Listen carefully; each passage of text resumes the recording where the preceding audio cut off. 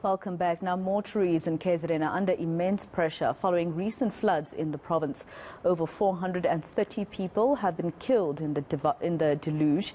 Government has promised to help people bury their loved ones, but there's a delay in releasing the funds. Undertakers say bodies are beginning to decompose in mortuaries. eNCA reporter Lindokuhle Xulu joins us now to give us the latest. Lindo, can you just first tell us what are they saying is the cause for these delays?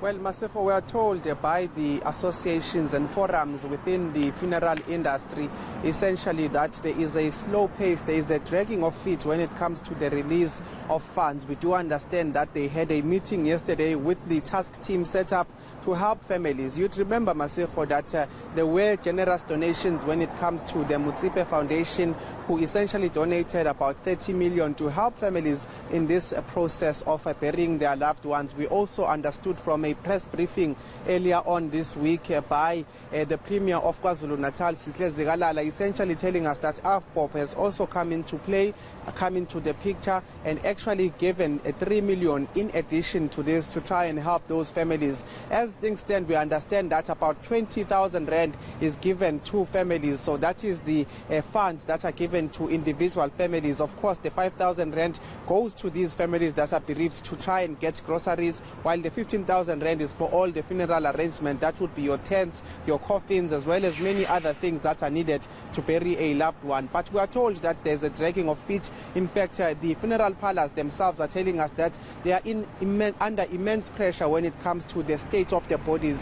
It's not bodies that are decomposing, it's bodies that have already decomposed because of the manner in which they had passed away. Many of them, we understand, were found in puddles of water because of the flood that happened in KwaZulu-Natal. So we are being told that there is a dire need for that process to be sped up. In fact, some of the mortuaries are telling us that not even more than 50 people from the flood victims have been buried. And if you look at this, that is 400 people out of the 430 people that have passed away. Not even half of that number has been buried. So that is the concern, to say that bodies at this stage are decomposing and they need to fast track this particular rollout of the funds so that families can bury their loved ones. But take a listen into a glimpse of what exactly funeral parlors, undertakers, as well as those that are in the burial sector are essentially dealing with when it comes to the state of bodies.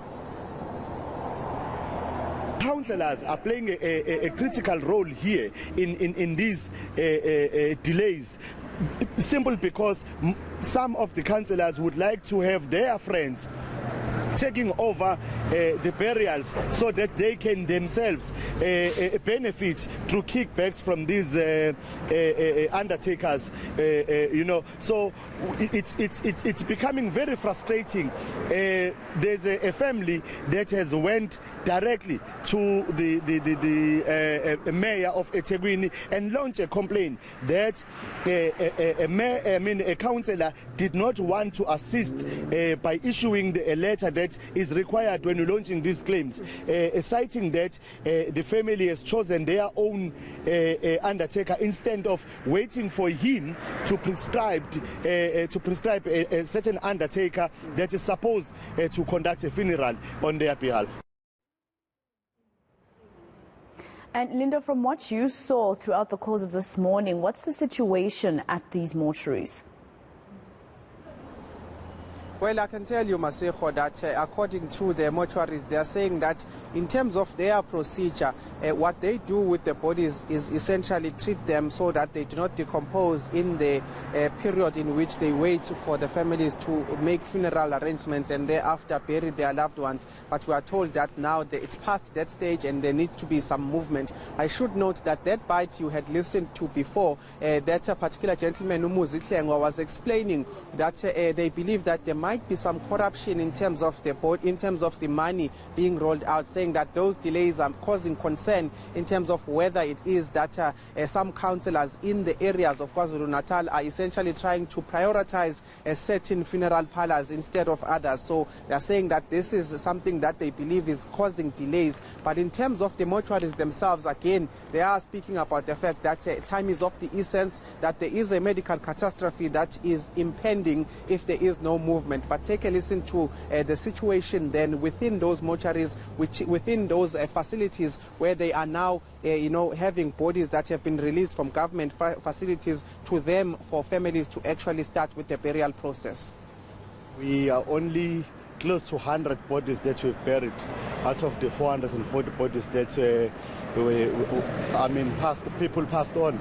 So there's a lot of a backlog in terms of the bodies that are yet to be buried. Once again, the state of these bodies is not very, well. They are at a decomposing state. So as the industry, we would like to bury them as early as possible to allow families to find closure. All right, Lindokuhle Xulu, let's leave it there for now with that update.